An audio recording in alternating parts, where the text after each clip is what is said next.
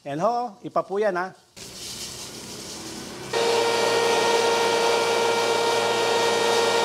Yan.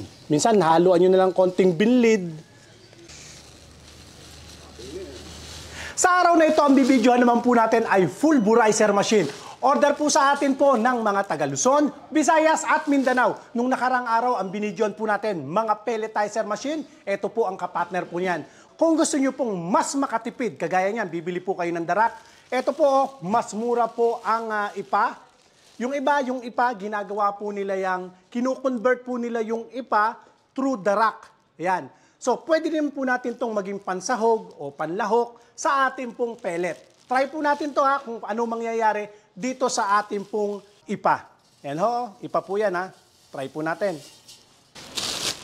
Ayan po yan ho. Try po natin ha. Try natin. Sige.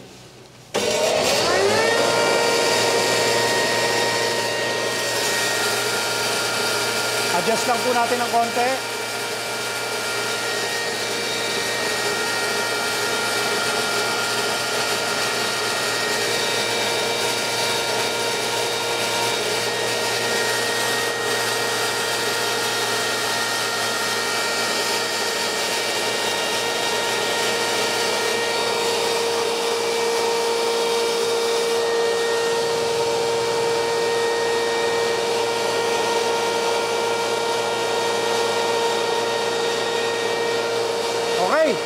Tingnan natin yung kinalabasan.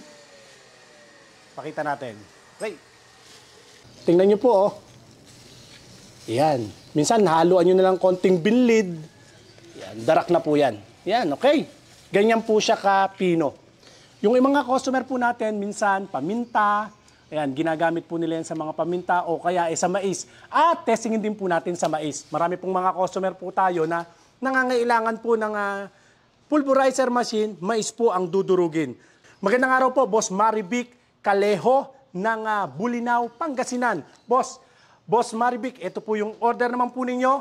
Gamitin naman po natin ng mais. Pakita natin. Sa ngayon, mais naman tayo.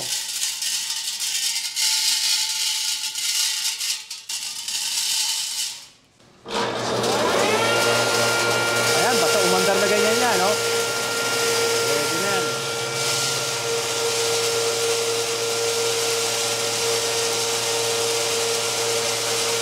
Okay, tingnan natin.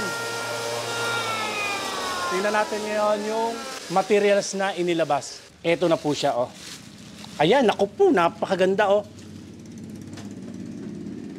Ito na po yung mais kanina. Ayan, oh. Pwedeng-pwede po ito doon sa mga bagong pisa po ng mga sisiw o kaya panghalo po sa pellet. Okay na okay po yan, oh. Pinong-pino po. Depende po sa pangangailangan kung ano po yung gusto ninyo pong durugin sa pamamagitan po ng ating pulverizer machine. Okay, maraming salamat po mga kadiskarte at sa lahat ng nagsi-order sa araw na ito. Pwede po kayong makipag-ugnayan sa amin sa ating cellphone number 092220-49197 o kaya po ay 0917-1884179. Bago po kayo magpadala ng payment, video call muna po tayo. Maraming salamat po mga kadiskarte at ingatan nawa po kayong palagi ng Panginoon. God bless po.